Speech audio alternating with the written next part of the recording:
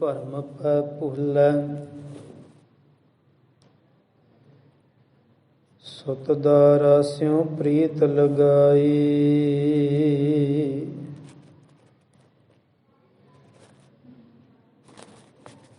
ਇਕ ਉਤਮ ਪੰਥ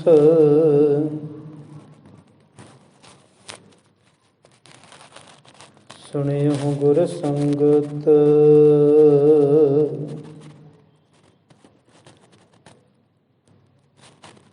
ਤਿਹ ਮਿਲੰਤ ਜਮ ਤਰਾਸ ਮਿਟਾਈ।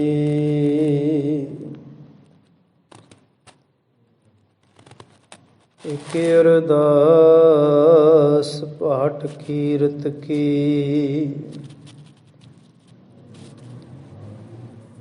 ਗੁਰੂ ਰਾਮਦਾਸ ਰਾਖੋ ਸ਼ਰਨਾਈ।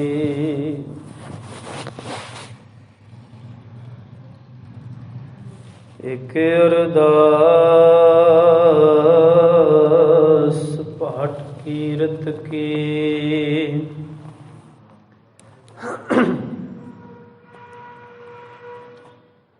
ਗੁਰੂ ਰਾਮਦਾਸ ਰਾਖੋ ਸ਼ਰਨਾਈ।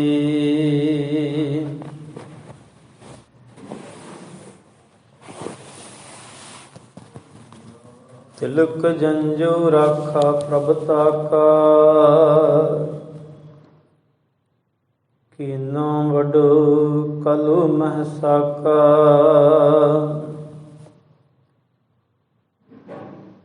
ਧਰਮ ਹੇਤ ਇਤੇ ਜਨ ਕਰੀ। ਸੀਸ ਦੀਆ ਅਰਸੀ ਨ ਉਚਰੀ।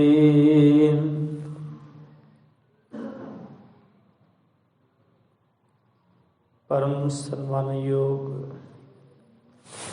ਚਵਰ ਤਖਤ ਸਿੰਘਾਸਨ ਦੇ ਮਾਲਕ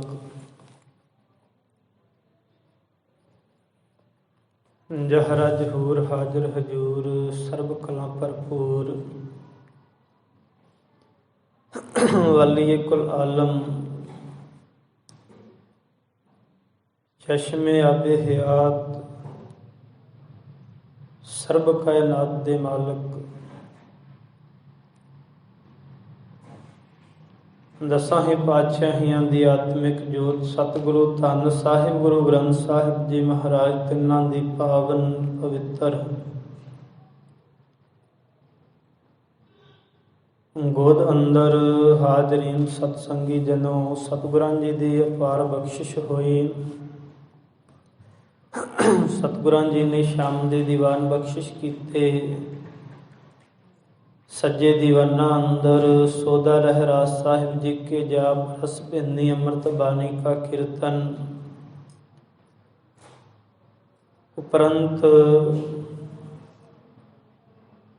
ਆਓ ਗੁਰਮਤਿ ਵਿਚਾਰਾਂ ਦੀ ਸਾਂਝ ਪਾਉਣ ਤੋਂ ਪਹਿਲਾਂ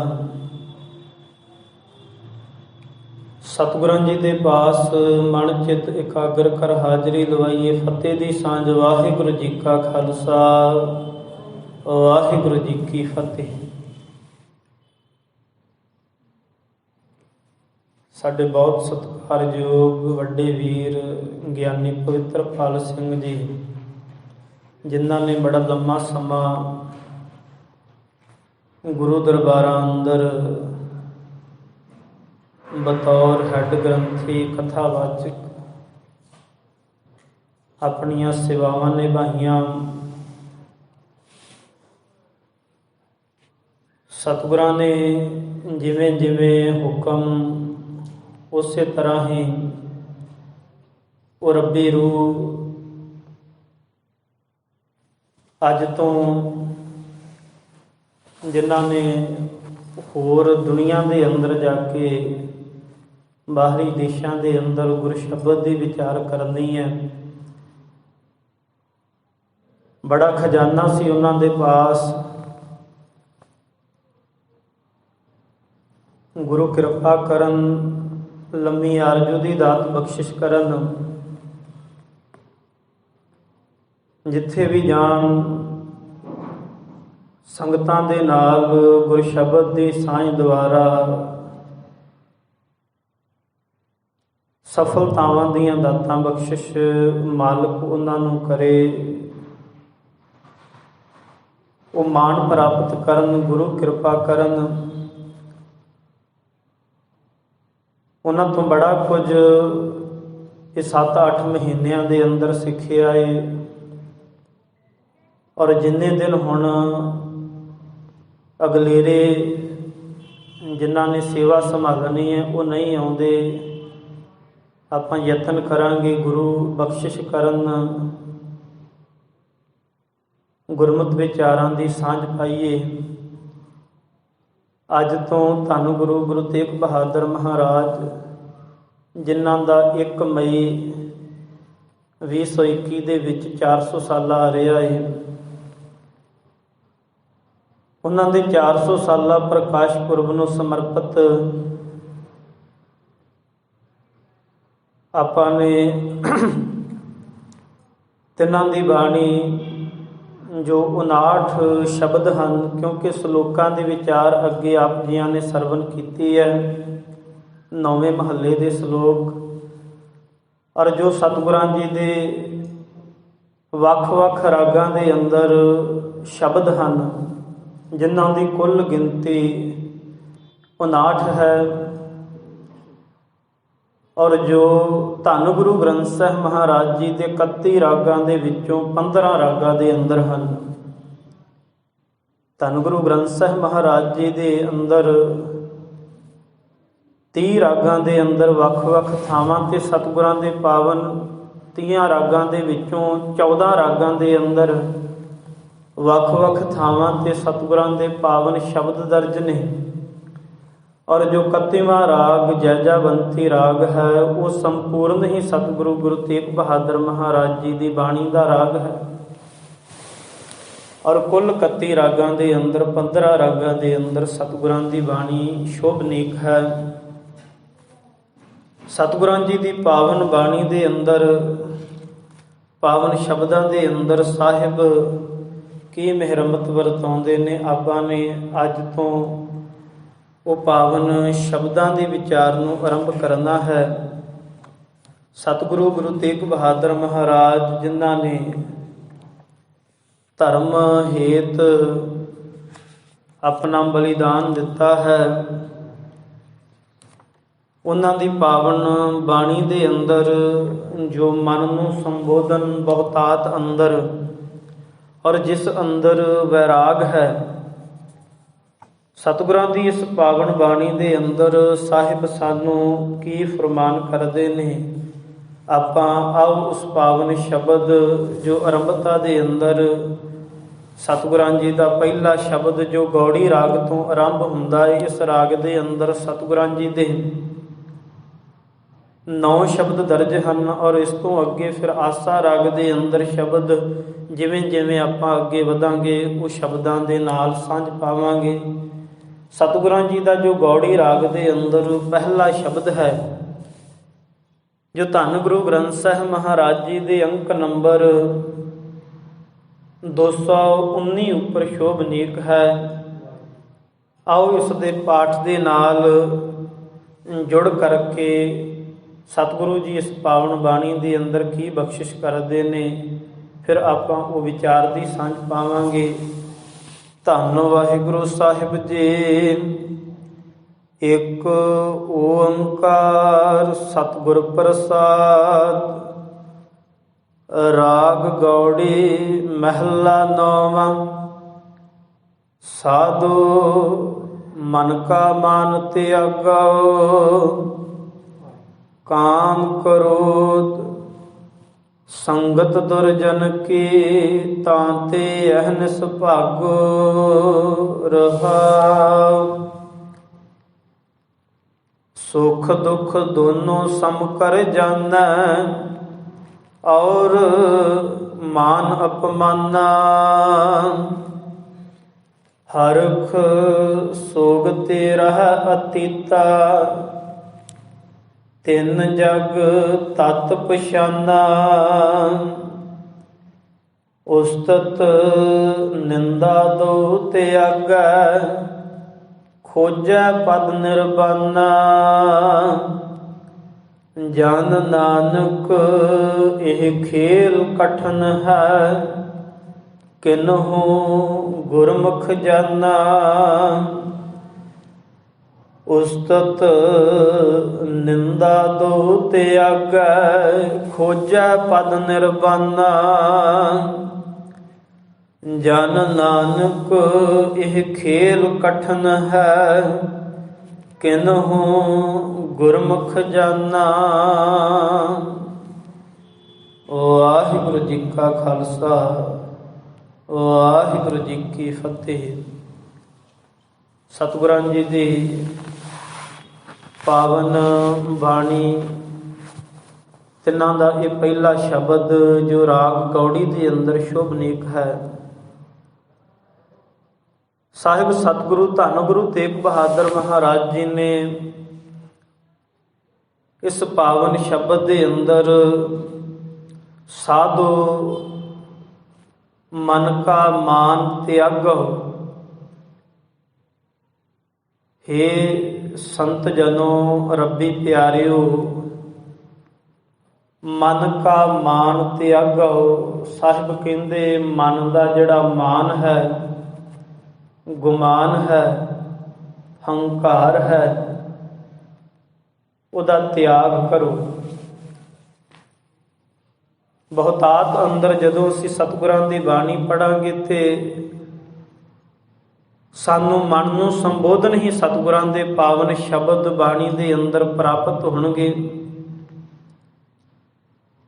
ਸਤਿਗੁਰਾਂ ਨੇ ਮਨ ਨੂੰ ਸੰਬੋਧਨ ਕਰਦਿਆਂ ਹੋਇਆਂ ਹੀ ਪਾਵਨ ਬਾਣੀ ਦੇ ਅੰਦਰ ਬਖਸ਼ਿਸ਼ਾਂ ਕੀਤੀਆਂ ਹੈ। ਔਰ ਫਿਰ ਮਨ ਨੇ ਕਿੰਨਾਂ ਵਿਕਾਰਾਂ ਦਾ ਤਿਆਗ ਕਰਨਾ ਹੈ, ਕਿੰਨਾਂ ਵਿਚਾਰਾਂ ਨੂੰ ਅਪਣਾਉਣਾ ਹੈ, ਤਿਆਗ ਕਿਵੇਂ ਕੀਤਾ ਜਾਵੇ, ਔਰ ਗੁਣਾਂ ਦੀ ਸਾਂਝ ਗੁਰਮਤਿ ਵਿਚਾਰਾਂ ਨੂੰ ਕਿਵੇਂ ਪ੍ਰਾਪਤ ਕੀਤਾ ਜਾਵੇ, ਉਹ ਸਤਿਗੁਰੂ ਫਿਰ ਪਾਵਨ ਸ਼ਬਦ ਦੇ ਅੰਦਰ ਹੀ ਸੋਝੀ ਦਿੰਦੇ। ਇਵੇਂ ਹੀ ਸਤਿਗੁਰਾਂ ਨੇ ਇਸ ਸ਼ਬਦ ਦੀ ਆਰੰਭਤਾ ਦੇ ਅੰਦਰ ਰਹਾਉ ਵਾਲੇ ਬੰਦ ਦੇ ਅੰਦਰ ਬਖਸ਼ਿਸ਼ ਕੀਤੇ। ਮਨ ਨੂੰ ਸੰਬੋਧਨ ਕੀਤਾ, ਕਹਿਣ ਲੱਗੇ ਰੱਬੀ ਪਿਆਰੇ ਸੰਤ ਜਨੋ, ਮਨ ਦਾ ਜਿਹੜਾ ਮਾਨ ਹੈ, ਸਾਹਿਬ ਕਹਿੰਦੇ ਇਹਦਾ ਤਿਆਗ ਕਰੋ। ਮਨ ਦੇ ਮਾਨ ਦਾ ਤਿਆਗ ਕਰਨਾ ਬੜਾ ਜ਼ਰੂਰੀ ਹੈ। ਜਿੰਨਾ ਚਿਰ ਮਨ ਦੇ ਮਾਨ ਦਾ ਤਿਆਗ ਨਾ ਹੋਵੇ, ਮਨ ਦਾ ਹੰਕਾਰ, ਹੰਕਾਰੀ ਬਿਰਤੀ, ਇਹਦਾ ਤਿਆਗ ਨਹੀਂ ਹੋਵੇਗਾ, ਸਾਹਿਬ ਕਹਿੰਦੇ ਅੱਗੇ ਨਹੀਂ ਵਧਿਆ ਜਾਵੇਗਾ। ਮਨ ਦੀ ਮੱਤ ਨੂੰ ਛੱਡਣਾ ਪਵੇਗਾ, ਜਿਸ ਬਾਬਤ ਸਤਿਗੁਰਾਂ ਨੇ ਆਪਣੀ ਹੀ ਬਾਣੀ ਦੇ ਅੰਦਰ ਅਸੀਂ ਅੱਗੇ ਜਾ ਕੇ ਪੜਾਂਗੇ। ਸਤਿਗੁਰੂ ਜੀ ਬਖਸ਼ਿਸ਼ ਕਰਦੇ ਨੇ, ਮਨ ਰੇ ਕੌਣ ਕੋ ਮੱਤ ਤੈ ਲੀਨੀ। ਕਿਹੜੀ ਭੈੜੀ ਮੱਤ ਨੂੰ ਮਨਾਂ ਧਾਰਨ ਕਰੀ ਬੈਠਾ ਏ। ਪਰ ਦਾਰਾ ਨਿੰਦਿਆ ਰਸ ਰਚਿਓ, ਰਾਮ ਭਗਤ ਨਹਿ ਕੀਨੀ। ਕਿਵੇਂ ਪਰਾਏ ਧਨ ਤਨ ਪਰਾਇਆਂ ਦੀ ਨਿੰਦਿਆ ਦੇ ਵਿੱਚ ਲੱਗਾ ਹੋਇਆ ਹੈ। ਸਾਹਿਬ ਕਹਿੰਦੇ ਰਾਮ ਉਹ ਮਾਲਕ ਪ੍ਰਮਾਤਮਾ ਵਾਹਿਗੁਰੂ ਭਗਤ, ਉਹਦੀ ਭਗਤੀ, ਉਹਦੀ ਬੰਦਗੀ ਤੇ ਤੂੰ ਕੀਤੀ ਨਹੀਂ। ਮਨ ਨੂੰ ਸੰਬੋਧਨ, ਮਨ ਦੀ ਮੱਤ ਦੀ ਗੱਲ ਕਰਦੇ ਆ। ਸਾਹਿਬ ਕਹਿੰਦੇ ਭਾਈ ਇਹਦਾ ਤਿਆਗ ਕਰਨਾ ਬੜਾ ਜ਼ਰੂਰੀ ਹੈ। ਜਿੰਨਾ ਚਿਰ ਮਨ ਦੀ ਮੱਤ ਤੇ ਜੀਵ ਚੱਲੇਗਾ, ਉਹਨਾਂ ਚਿਰ ਨਾ ਤੇ ਪਰਾਇਆ ਤਨ ਇਤੋਂ ਦੂਰ ਹੋਵੇਗਾ, ਨਾ ਇਹ ਧਨ ਨੂੰ ਦੂਰ ਕਰ ਪਾਵੇਗਾ, ਤੇ ਸਾਹਿਬ ਕਹਿੰਦੇ ਨਾ ਹੀ ਇਹਦਾ ਨਿੰਦਿਆ ਕਰਨ ਵਾਲਾ ਜਿਹੜਾ ਸੁਭਾਅ ਹੈ ਉਹਦੇ ਅੰਦਰ ਤਬਦੀਲੀ ਆਵੇਗੀ। ਇਹਨਾਂ ਸਾਰੇ ਵਿਕਾਰਾਂ ਤੋਂ ਬਚਣ ਵਾਸਤੇ ਸਾਹਿਬ ਕਹਿੰਦੇ ਜ਼ਰੂਰੀ ਕੀ ਹੈ? ਤਿਆਗ। ਕਿਸ ਚੀਜ਼ ਦਾ ਤਿਆਗ? ਤੇ ਬੜਿਆਂ ਨੇ ਕੀਤਾ।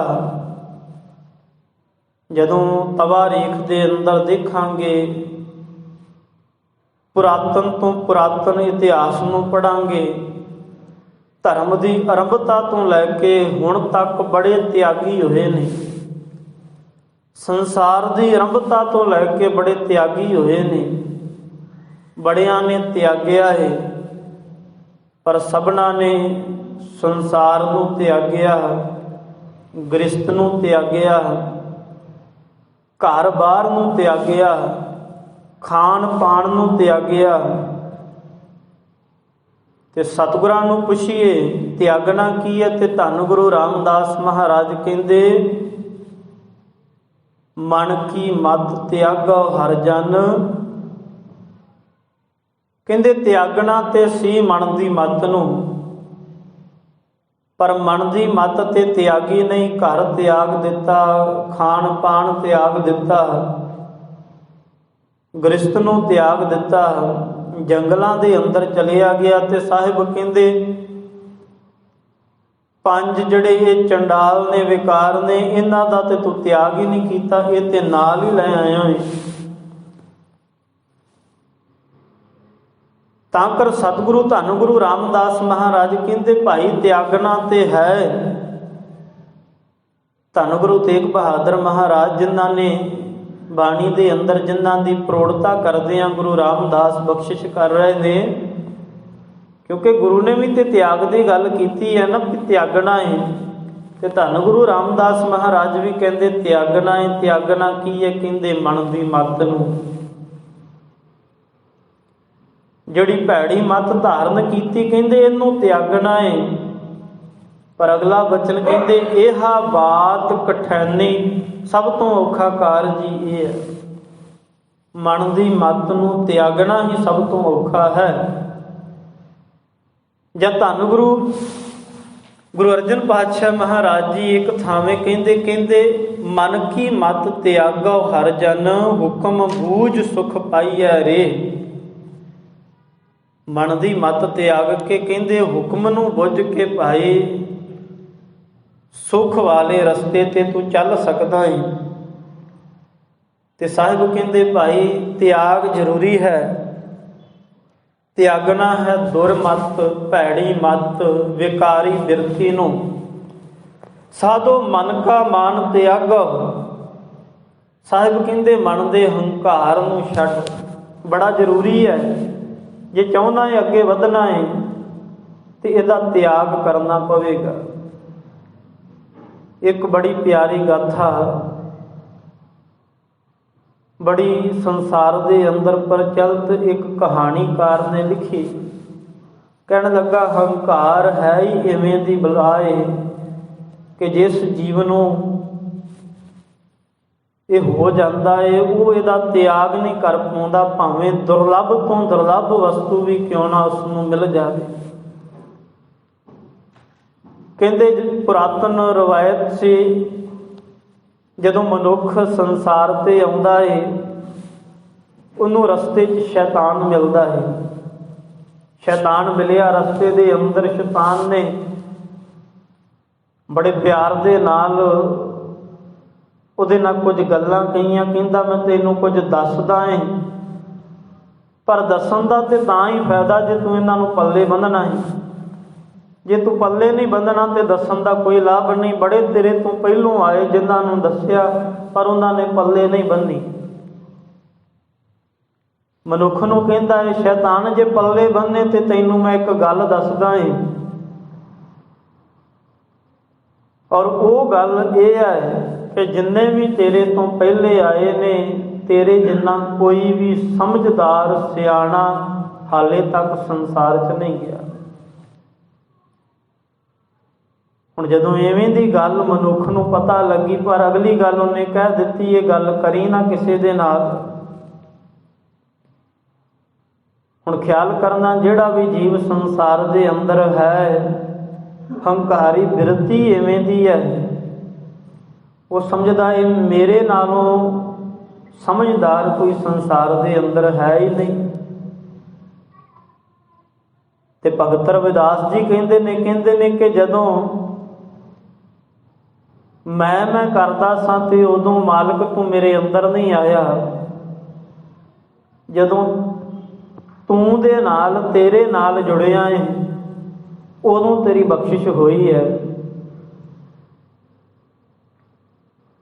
ਜਿੰਨਾ ਚਿਰ ਮੈਂ ਦੇ ਅੰਦਰ ਸਾਂ, ਹੰਕਾਰ ਦੇ ਅੰਦਰ ਸਾਂ, ਉਨਾ ਚਿਰ ਜੀਵਨ ਦੇ ਅੰਦਰ कोई कमाई नहीं की गई हंकार दे नाल, क्योंकि हंकार एक भुलेखा है, भरम है, धोखा है ਜਿਹੜਾ हर समय जीव ਦੇ ਨਾਲ करता है। हंकारी बिरती ਦੇ ਨਾਲ जीव उन्हां वस्तुआं ਦਾ माण करता है ਜਿਹੜੀਆਂ एक पल एक समय जीव तो विसर जाणियां है, खत्म हो जाणियां है, नाश हो जाणियां। पर हंकारी बिरती है एक कमाई जिन्हें कदी किसी चीज़ का दान नहीं किया। रब्बी पुरख प्यारा ਜਿਹੜਾ मालक के नाम रस के अंदर तृप्त होया सी, हुण जिहड़ा भुखा है, जिन्हों किसी वस्तु की लोड़ है, वो भी मंगदा है, तो जिहड़ा तृप्त हो जाता है फिर वो दान करने वास्ते वो भी दर दर ते जाता है। धन गुरु नानक महाराज सच्चे पातशाह तिन्हां दे बाबत एक विद्वान ने बचन कीते, कहण लगे कि संसार दे अंदर पहली बार होया है कि प्यासियां दे पास जिहड़े प्यासे सन, ध्याए सन, उन्हां दे पास खूह आप चल के गया। इस संसार दे अंदर कहंदे पहली बार होया कि खूह रूपी जल रूपी धन गुरु नानक महाराज आप प्यासियां दे पास, आप वली कंधारी अरगियां दे पास, नूरशाह यादूगरनियां दे पास आप चल के जाते ने और उन्हां दे हंकार दी प्यास नूं दूर करके नाम रस दी तृप्ति भरदे ने। एक रब्बी प्यारा इन्हें सोचिया है मैं हुण नाम की प्राप्ति हुई है, किसी ना किसी नूं कुछ सोझी देवां, ढंग की अपनावा। मन का फुरना आया है कि मंगता बन जा, मंगता बन के गया है। एक दर नूं खड़काया है, जदों खड़काउंदा है अगों माई, वो जिन्हें कदी भी कुछ दान नहीं सी कीता, 3-4 दिन होए है, सब्जी बनाई सी गाजरां दी, एक गाजर गांह पिछां डिग पई पई गल गई है। सोचिया इनू सुटना भी है तो साधु नूं दे दिन्नी, उन्हें उस साधु नूं गाजर दिती है। हुण वो रब्बी प्यारा सी, बख्शिश सी उस उपर। कहानीकार लिखदा कहंदे भी उन्हें गाजर नूं पकड़िया है, पकड़दियां सारे उहदे अंदरों लिशकां वजन लगियां है, वो लाल सू हो गई है, नंबर 9 हुई है। वो माई देख के बड़ी हैरान हुई है। इस रब्बी प्यारे ने करनी ते बख्शिश सी, इन्हें वरताउणी ते कला सी। इन्हें कहा है माई मैनू इसकी लोड़ नहीं, ये तो तू बड़ी अमोलक चीज़ मैनू दे लगी सी, इनू तू अपने पास ही रख लै। और नाल ही कह दिता ये अंदर बख्शिश हो गई है, ये तेरे हुक्म के अंदर चलेगी, जे चाहेगी तो ये उड्डन भी लग पवेगी, जे चाहेगी तो तैनू स्वर्गां दे विच भी खड़ सकती है। ये बचन करके वो साधु चलिया गया। हुण वो माई उन्होंने गल पची नहीं, उन्हें देखिया गाजर नूं, हुक्म करके वो उड्डी। उन्हें सारे महल्ले के अंदर दस दिता मैं चलनी हाँ स्वर्गां नूं, जिन्हें जाना हो। वो माई ने जदों वो गाजर नूं उड़ाया, उड्डी, गाजर नूं फड़ के चली है, बाकी भी कतार बन गई। कहन कहानीकार ने लिखिया हंकारी बिरती नूं बयान करदिआं किवें दी हुंदी है। उड पई है, कतार नाल है, लत्त फड़दियां एक दूजे की बड़ी लंबी लहन लग गई है। कहंदे जदों उतां गए ने किते स्वर्ग नज़र आया है ते मन दे अंदर आया कि मैं ते जाना ही है, ते ये मेरे नाल भला क्यों जाण। उन्होंने छड्डण वास्ते कहा हुण कौन किसी की लत्त छड्डे। वो माई ने सोचिया है जे ये मेरे नाल जाणगे तो इन्हां दा ते फ्री दे अंदर ही भला हो जाएगा, स्वर्ग मिल जाएगा। उन्हें गाजर नूं ही छड्ड दिता है। हुण उन्हें उन्होंने छड्ड दिता, उन्हां दे नाल वो भी थल्ले आ गई। हुण साधु जिन्हें बख्शिश कीती सी, हुण उहदा ते उहदे विच कोई कसूर नहीं। उन्हें ते कह दिता भी तू आप भी जा सकती है, दूजियां नूं भी ले जा सकती है। ख्याल करना गुरु की बख्शिश इवें दी है, आप मुक्त मुक्त करे संसार, नानक तिस जन को सदा नमस्कार। गुरु दे जन ते इवें दे ने ਜਿਹੜੇ ਆਪ ਵੀ ਮੁਕਤ ਤੇ ਹੋਰਾਂ ਨੂੰ ਵੀ ਮੁਕਤ ਕਰਨ ਦੀ ਸਮਰੱਥਾ ਰੱਖਦੇ ਨੇ। ਪਰ ਉਸ ਮਾਈ ਦੇ ਅੰਦਰ ਜਿਹੜੀ ਹੰਕਾਰੀ ਬਿਰਤੀ ਕਿ ਮੇਰੇ ਕਰਕੇ ਇਹ ਸਾਰੇ ਚੱਲੇ ਨੇ, ਉਹ ਬਖਸ਼ਿਸ਼ ਤੇ ਉਹ ਰੱਬੀ ਮਾਲਕ ਦੀ ਵਰਤਦੀ ਸੀ। ਅਸੀਂ ਉਹਨਾਂ ਵਸਤੂਆਂ ਦਾ ਹੰਕਾਰ ਕਰ ਲੈਂਦੇ ਹਾਂ ਕਿ ਇਹ ਅਸੀਂ ਪੈਦਾ ਕੀਤੀਆਂ ਹੈ, ਇਹ ਸਾਡੀ ਮਿਹਨਤ ਦੇ ਨਾਲ ਬਣੀਆਂ ਹੈ। ਅਸਲ ਅੰਦਰ ਉਹਨਾਂ ਦੇ ਅੰਦਰ ਕਲਾ ਤੇ ਗੁਰੂ ਦੀ ਵਰਤਦੀ ਹੈ। ਕਿਸੇ ਵੇਲੇ ਗੁਰੂ ਦੇ ਹੁਕਮ ਦੀ ਉਲੰਘਣਾ ਕਰ ਉਹਨਾਂ ਪਦਾਰਥਕਾਂ ਨਾਲ ਜੁੜ ਜਾਂਦੇ ਆ ਔਰ ਉਸ ਪਰਮਾਰਥ ਜੀ ਦੀ ਬਖਸ਼ਿਸ਼ ਦੇ ਨਾਲ ਇਹ ਦਾਤਾਂ ਮਿਲਦੀਆਂ, ਉਹ ਦਤਾਰ ਨੂੰ ਭੁੱਲ ਜਾਂਦੇ ਆ। ਔਰ ਇੱਕ ਦਿਨ ਜੀਵਨ ਦੀ ਬਾਜੀ ਜਦੋਂ ਅਖੀਰ ਤੇ ਪਹੁੰਚਦੀ ਹੈ, ਉਸ ਸਮੇਂ ਇਹ ਅਹਿਸਾਸ ਹੁੰਦਾ ਹੈ ਕਿ ਜਿਨ੍ਹਾਂ ਦੇ ਨਾਲ ਜੁੜ ਗਏ ਸਾਂ ਔਰ ਜਿਨ੍ਹਾਂ ਨੂੰ ਆਪਣਾ ਬਣਾ ਕੇ ਸਮਝ ਲਿਆ ਸੀ ਵੀ ਇਹੀ ਨਾਲ ਜਾਣ ਵਾਲੀਆਂ, ਅਸਲ ਅੰਦਰ ਇਹਨਾਂ ਨੂੰ ਬਖਸ਼ਿਸ਼ ਕਰਨ ਵਾਲਾ, ਇਹ ਦੇਣ ਵਾਲਾ ਦਤਾਰ ਜਿਹਨੂੰ ਭੁਲਾ ਦਿੱਤਾ, ਉਹਦਾ ਅਖੀਰ ਸਮੇਂ ਚੇਤਾ ਆਉਂਦਾ ਏ। ਪਰ ਹੰਕਾਰੀ ਬਿਰਤੀ ਜਿਹੜੀ ਹੈ ਇਹ ਜੀਵ ਨੂੰ ਉਸ ਸਮੇਂ ਅਜਿਹੀ ਜਗ੍ਹਾ ਦੇ ਉੱਪਰ ਖੜਾ ਕਰ ਦਿੰਦੀ ਹੈ ਕਿ ਜਿੱਥੇ ਜੀਵ ਦੇ ਪਾਸ ਫਿਰ ਕੋਈ ਵੀ ਆਪਸ਼ਨ ਨਹੀਂ ਬਚਦੀ। ਤਾਂ ਕਰ ਸਤਿਗੁਰਾਂ ਨੇ ਹੰਕਾਰੀ ਬਿਰਤੀ, ਹੰਕਾਰੀ ਜੀਵ ਤੋਂ ਬਚਣ ਦਾ ਬੜੀਆਂ ਥਾਵਾਂ 'ਤੇ ਉਪਦੇਸ਼ ਦਿੱਤਾ ਏ। ਕਾਮ ਕ੍ਰੋਧ ਵਿਕਾਰਾਂ ਤੋਂ ਬਚਣ ਦਾ ਉਪਦੇਸ਼ ਦਿੱਤਾ ਏ ਔਰ ਇਹ ਬਿਰਤੀ ਨੂੰ ਤਿਆਗਣ ਦਾ ਉਪਦੇਸ਼ ਦਿੱਤਾ ਏ।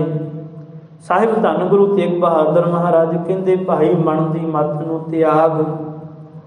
ਸਾਧੂ ਇਹ ਗੁਰੂ ਕੇ ਪਿਆਰੇ ਜਨੋਂ ਕਹਿੰਦੇ, ਮਨ ਕੀ ਮੱਤ ਤਿਆਗ, ਮਨ ਦੀ ਮੱਤ ਦਾ ਤਿਆਗ ਕਰੋ। ਇਹ ਭੈੜੀ ਮੱਤ ਜਿਹੜੀ ਹੈ ਜਿਹਨੂੰ ਧਾਰਨ ਕੀਤਾ, ਇਹਦਾ ਤਿਆਗ ਕਰ। ਕਾਮ ਕ੍ਰੋਧ ਸੰਗਤ ਦੁਰਜਨ ਕੀ, ਤਾਂ ਤੇ ਅਹਨਸ ਭਾਗੋ। ਸਾਹਿਬ ਕਹਿੰਦੇ, ਮਨਾ ਇਹ ਮਾਨ ਦਾ ਤਿਆਗ ਕਰ। ਕਾਮ ਕ੍ਰੋਧ ਸੰਗਤ ਦੁਰਜਨ ਕੀ, ਕਹਿੰਦੇ ਜਿਹੜਾ ਕਾਮ ਤੇ ਕ੍ਰੋਧ ਹੈ ਨਾ, ਸੰਗਤ ਦੁਰਜਨ ਕੀ, ਇਹ ਵੀ ਸਮਝ ਲੈ ਵੀ ਭੈੜੇ ਮਨੁੱਖਾਂ ਦੀ ਸੰਗਤ ਵਾਂਗਰਾਂ ਏ। ਜਿਵੇਂ ਤੂੰ ਮਾੜੀ ਸੰਗਤ ਕਰਦਾ ਏ ਔਰ ਉਵੇਂ ਦਾ ਹੀ ਤੇਰਾ ਸੁਭਾਅ ਬਣ ਜਾਂਦਾ ਏ, ਤੇਰੇ ਕਰਮ ਬਣ ਜਾਂਦੇ ਨੇ। ਤੂੰ ਜੇ ਕਿਤੇ ਨਸ਼ੇੜੀਆਂ ਦੀ ਸੰਗਤ ਕਰਨ ਲੱਗ ਪਵੇਂ, ਜਿਵੇਂ ਦਾ ਤੂੰ ਆਲਾ ਦੁਆਲਾ ਆਪਣਾ ਬਣਾ ਲਵੇਂਗਾ, ਉਵੇਂ ਦੀ ਹੀ ਤੇਰੀ ਬਿਰਤੀ ਬਣ ਜਾਵੇਗੀ, ਤੇਰੇ ਕਰਮ ਬਣ ਜਾਣਗੇ। ਸਾਹਿਬ ਕਹਿੰਦੇ, ਭਾਈ ਇਹ ਕਾਮ ਕ੍ਰੋਧ ਦੀ ਸੰਗਤ ਵੀ ਉਹਨਾਂ ਭੈੜੇ ਮਨੁੱਖਾਂ ਦੇ ਵਾਂਗਰਾਂ ਹੀ ਹੈ ਜਿਨ੍ਹਾਂ ਦੀ ਸੰਗਤ ਕੀਤਿਆਂ ਕਦੀ ਜੀਵ ਦਾ ਭਲਾ ਨਹੀਂ ਹੋਇਆ। ਕਹਿੰਦੇ ਜਿਵੇਂ ਬਾਹਰੀ ਤੌਰ ਤੇ ਤੂੰ ਭੈੜੇ ਮਨੁੱਖ ਦੀ ਸੰਗਤ ਕਰ ਲਵੇਂ, ਅੰਦਰੂਨੀ ਪੱਖ ਤੇ ਭਾਈ ਇਵੇਂ ਹੀ ਇਹ ਕਾਮ ਤੇ ਕ੍ਰੋਧ ਵਿਕਾਰਾਂ ਦੀ ਸੰਗਤ ਹੈ ਜਿਹਦਾ ਤਿਆਗ ਕਰਨਾ ਹੈ। ਇਹ ਕੁਸੰਗਤ ਹੈ ਤੇ ਸਾਹਿਬ ਕਹਿੰਦੇ, ਭਾਈ ਇਹਦਾ ਤਿਆਗ ਕਰਨਾ ਬੜਾ ਜ਼ਰੂਰੀ ਹੈ। ਕਾਮ ਕ੍ਰੋਧ ਸੰਗਤ ਦੁਰਜਨ ਕੀ, ਇਹ ਵੀ ਭੈੜੇ ਮਨੁੱਖਾਂ ਦੀ ਸੰਗਤ ਵਾਂਗਰਾਂ ਹੈ। ਤਾਂ ਤੇ ਅਹਨਸ ਭਾਗੋ। ਸਾਹਿਬ ਕਹਿੰਦੇ, ਭਾਈ ਤਾਂ ਕਰਕੇ ਇਸ ਤੋਂ ਰਾਤ ਦਿਨ ਹੀ ਦੂਰ ਰਹਿਣਾ ਹੈ, ਅੱਠੇ ਪੈਰ ਹੀ ਇਹਦਾ ਤਿਆਗ ਕਰਨਾ ਹੈ। ਕਿਤੇ ਇਹ ਨਾ ਹੋਵੇ ਕਾਮੀ ਬਿਰਤੀ ਆਵੇ ਔਰ ਤੇਰੇ ਕੰਨ ਦੇ ਅੰਦਰ ਫੂਕ ਮਾਰ ਤੈਨੂੰ ਆਪਣੇ ਅਧੀਨ ਆਪਣੇ ਤੋਂ ਕਰਮ ਕਰਾ ਲਵੇ। ਕਿਤੇ ਇਹ ਨਾ ਹੋਵੇ ਕਿ ਕ੍ਰੋਧੀ ਬਣ ਕੇ ਤੂੰ ਇਵੇਂ ਦੇ ਕਰਮ ਕਰ ਲਵੇਂ ਕਿ ਇੱਕ ਪਲ ਦੀ ਕੀਤੀ ਹੋਈ ਗਲਤੀ ਬਾਅਦ ਅੰਦਰ ਤੈਨੂੰ ਸਾਰੀ ਉਮਰ ਦਾ ਪਛਤਾਵਾ ਉਹਦਾ ਝੱਲਣਾ ਪਵੇ। ਕਿਉਂਕਿ ਕਈਆਂ ਨੇ ਵਿਚਾਰਵਾਨਾਂ ਨੇ ਆਪਣੀ ਸ਼ਾਇਰੋ ਸ਼ਾਇਰੀ ਦੇ ਅੰਦਰ ਕਿਹਾ ਹੈ ਕਿ ਪਲੋਂ ਨੇ ਖਤਾ ਕੀ, ਇੱਕ ਪਲ ਦੀ ਖਤਾ, ਇੱਕ ਪਲ ਦੀ ਗਲਤੀ ਔਰ ਉਹਦੀ ਸਜ਼ਾ ਜਿਹੜੀ ਹੈ ਕਹਿੰਦੇ ਸਦੀਆਂ ਨੇ ਸਜ਼ਾ ਪਾਈ, ਸਦੀਆਂ ਤੱਕ ਕਿਸੇ ਵੇਲੇ ਉਹਦੀ ਸਜ਼ਾ ਭੋਗਣੀ ਪੈਂਦੀ।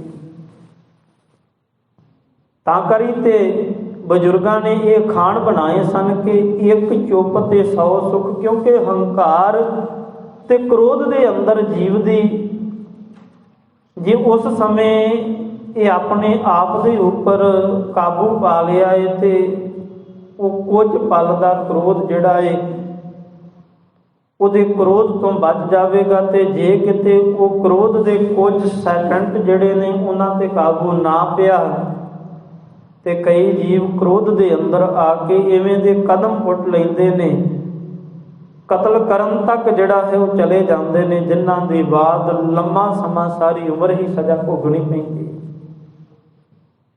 ਹੁਣ ਕ੍ਰੋਧੀ ਬਿਰਤੀ ਦੇ ਅੰਦਰ, ਕਿਉਂਕਿ ਕ੍ਰੋਧ ਦੇ ਉੱਪਰ ਕਾਬੂ ਵੀ ਕਰਨਾ ਬੜਾ ਔਖਾ ਹੈ। ਕ੍ਰੋਧ ਹੀ ਆਇਆ ਸੀ ਜਦੋਂ ਧੰਨ ਗੁਰੂ ਨਾਨਕ ਮਹਾਰਾਜ ਸੱਚੇ ਪਾਤਸ਼ਾਹ ਮਹਾਰਾਜ ਵਿਸ਼ਰਾਮ ਕਰਦੇ ਪਏ ਨੇ ਔਰ ਸਤਿਗੁਰਾਂ ਦੇ ਚਰਨ ਲੱਤਾਂ ਜਿਹੜੀਆਂ ਉਹ ਕਾਬੇ ਵੱਲ ਨੇ, ਮੱਕੇ ਦੇ ਸਥਾਨ ਤੇ।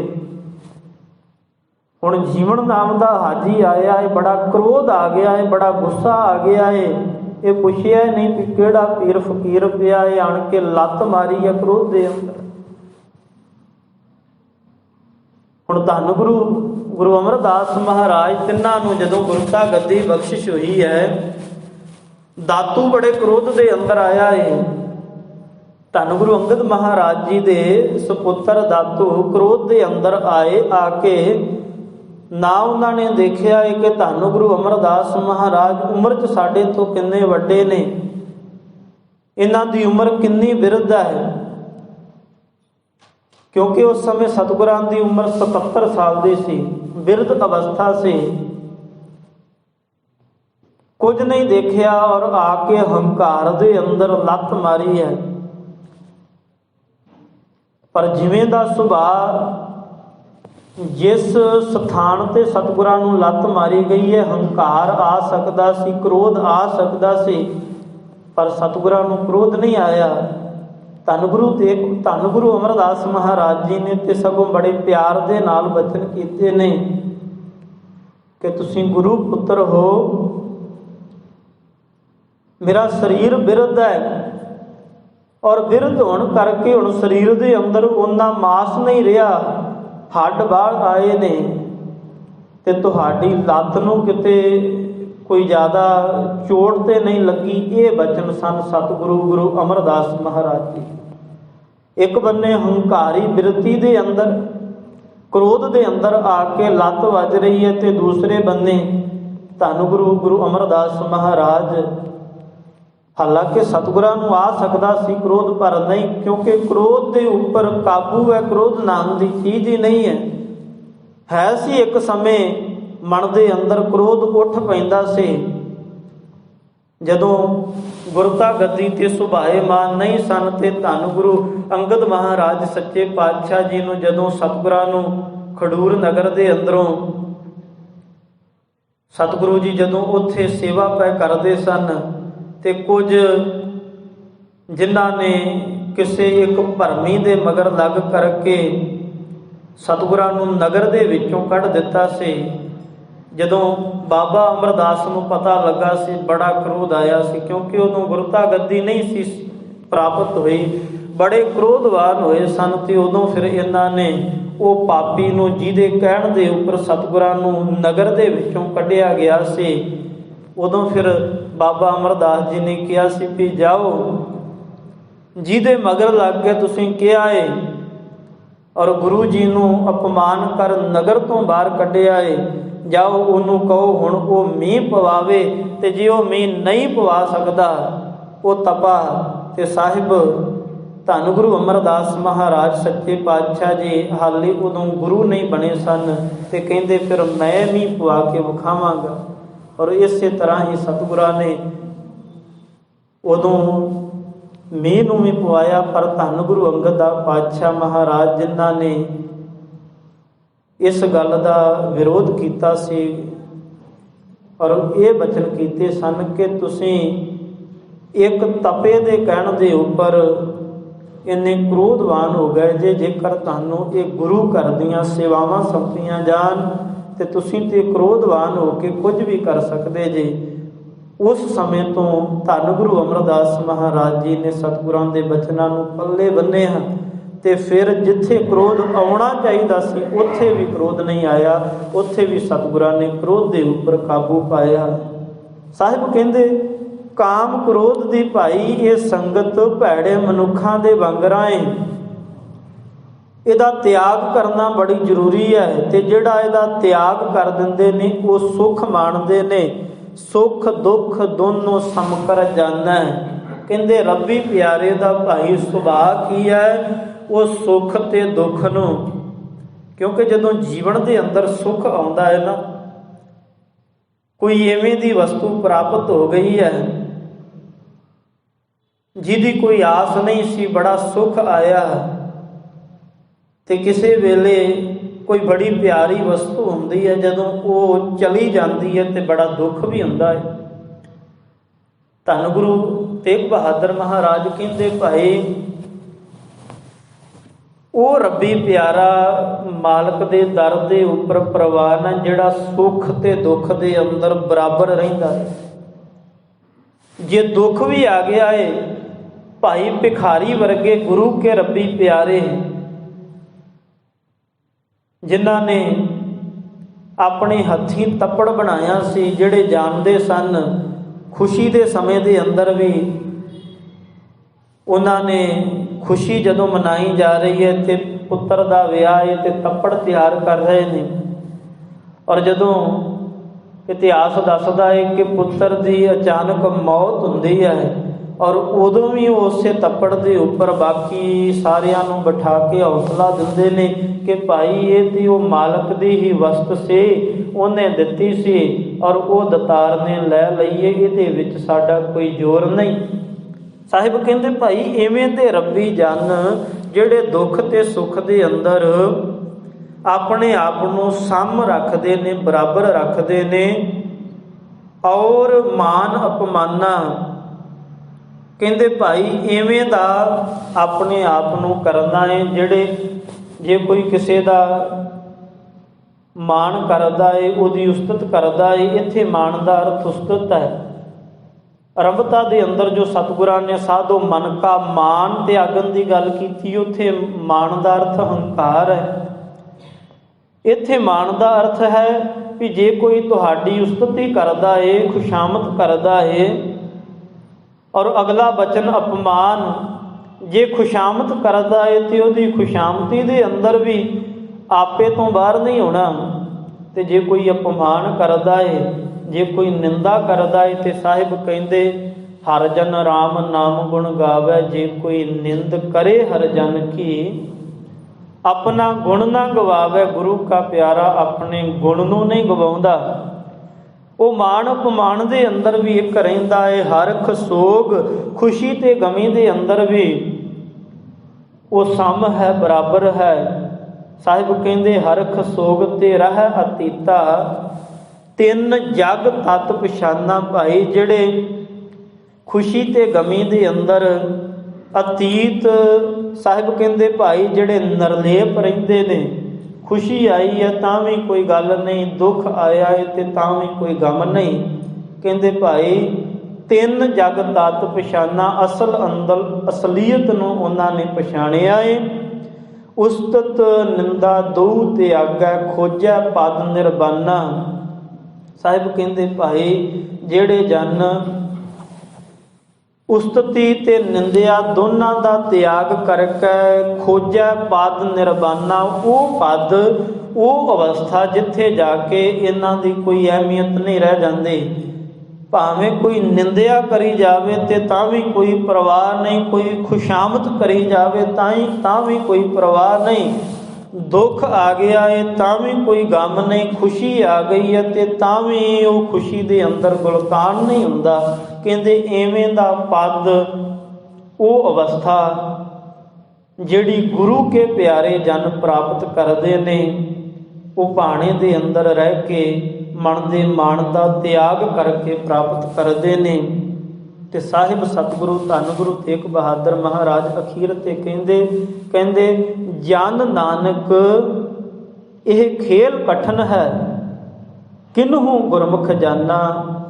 ਸਾਹਿਬ ਸਤਿਗੁਰੂ ਗੁਰੂ ਤੇਗ ਬਹਾਦਰ ਮਹਾਰਾਜ ਕਹਿੰਦੇ ਭਾਈ ਮਨ ਦੇ ਮਾਣ ਦਾ ਤਿਆਗ ਤੋਂ ਲੈ ਕੇ ਤੇ ਦੁੱਖਾਂ ਸੁੱਖਾਂ ਦੇ ਅੰਦਰ ਇੱਕ ਬਰਾਬਰਤਾ ਵਾਲੀ ਬਿਰਤੀ ਬਣਾਉਣੀ। ਕਹਿੰਦੇ ਇਹ ਖੇਲ ਤੇ ਬੜਾ ਕਠਿਨ ਹੈ, ਇਹ ਕੰਮ ਤੇ ਬੜਾ ਔਖਾ ਹੈ। ਕਿਨਹੂ ਗੁਰਮੁਖ ਜਾਨਾ, ਪਰ ਕਹਿੰਦੇ ਭਾਈ ਜਿਹੜੇ ਗੁਰਮੁਖ ਜਨ ਇਸ ਮਾਰਗ ਤੇ ਚੱਲ ਪੈਂਦੇ ਨੇ ਭਾਈ, ਮਾਲਕ ਉਹਨਾਂ ਦੇ ਉੱਪਰ ਬਖਸ਼ਿਸ਼ ਕਰਦਾ ਏ। ਉਹ ਜਿਉਂਦਿਆਂ ਜੀ ਮੁਕਤ ਹੋ ਜਾਂਦੇ ਨੇ ਔਰ ਅਜਿਹੇ ਜਨ ਆਪਣੇ ਨਾਲ ਹੋਰਾਂ ਨੂੰ ਵੀ ਤਾਰ ਲੈਂਦੇ ਨੇ। ਗੁਰੂ ਕਿਰਪਾ ਕਰਨ। ਪਾਵਨ ਸ਼ਬਦ ਵਿਚਾਰ ਕਰਦਿਆਂ ਬੇਅੰਤ ਭੁੱਲਾਂ ਹੋ ਜਾਂਦੀਆਂ। ਗੁਰਬਖਸ਼ਣ ਯੋਗ ਸਤਿਗੁਰੂ ਗੁਰੂ ਤੇਗ ਬਹਾਦਰ ਮਹਾਰਾਜ ਤਿੰਨਾਂ ਦੇ 400 ਸਾਲਾ ਪ੍ਰਕਾਸ਼ ਪੁਰਬ ਨੂੰ ਸਮਰਪਿਤ ਅੱਜ ਤੋਂ ਸਤਿਗੁਰਾਂ ਜੀ ਦੇ ਜੋ 59 ਸ਼ਬਦ ਵੱਖ-ਵੱਖ ਰਾਗਾਂ ਦੇ ਅੰਦਰ ਹਨ, ਉਹਨਾਂ ਦੀ ਲੜੀਵਾਰ ਵਿਚਾਰ ਆਰੰਭ ਕੀਤੀ ਹੈ। ਸਤਿਗੁਰੂ ਜੀ ਕਿਰਪਾ ਕਰਨ। ਸਮੂਹ ਸੰਗਤ ਨੂੰ ਬੇਨਤੀ ਹੈ ਆਪ ਵੀ ਬਾਣੀ ਦੇ ਵਿਚਾਰ ਦੇ ਨਾਲ ਜੁੜਨਾ ਔਰ ਹੋਰਨਾਂ ਸੰਗਤਾਂ ਨੂੰ ਵੀ ਪ੍ਰੇਰਿਤ ਕਰਨਾ। ਧੰਨ ਗੁਰੂ ਤੇਗ ਬਹਾਦਰ ਮਹਾਰਾਜ ਜੀ ਦਾ ਜੋ 1 ਮਈ ਨੂੰ 400 ਸਾਲਾ ਨਾਨਕ ਨਾਮ ਲੇਵਾ ਸੰਗਤਾਂ ਵੱਲੋਂ ਦੇਸ਼ਾਂ ਵਿਦੇਸ਼ਾਂ ਅੰਦਰ ਮਨਾਇਆ ਜਾ ਰਿਹਾ ਹੈ, ਉਹਨੂੰ ਸਮਰਪਿਤ ਸਤਿਗੁਰਾਂ ਜੀ ਦੀ ਬਾਣੀ ਦੀ ਵਿਚਾਰ ਜੋ ਅੱਜ ਤੋਂ ਆਰੰਭ ਹੈ, ਇਸ ਵਿਚਾਰ ਦੇ ਨਾਲ ਆਪਾਂ ਨੇ ਜੁੜਨ ਦਾ ਯਤਨ ਕਰਨਾ ਹੈ। ਸਤਿਗੁਰੂ ਜੀ ਕਿਰਪਾ ਕਰਨ। ਆਈਆਂ ਸੰਗਤਾਂ ਦੀ ਹਾਜ਼ਰੀ ਦਰ ਪ੍ਰਵਾਨ ਕਰਨ। ਗੁਰੂ ਸਿੱਖੀ ਜੀਵਨ ਦੀਆਂ ਦਾਤਾਂ ਬਖਸ਼ਿਸ਼ ਕਰਨ। ਫਤਿਹ ਦੀ ਸਾਂਝ। ਵਾਹਿਗੁਰੂ ਜੀ ਕਾ ਖਾਲਸਾ, ਵਾਹਿਗੁਰੂ ਜੀ ਕੀ ਫਤਿਹ। ਰੰਗਕਲੀ ਮਹੱਲਾ ਤੀਜਾ। ਆਨੰਦ ਇੱਕ ਓੰਕਾਰ ਸਤਿਗੁਰ ਪ੍ਰਸਾਦ।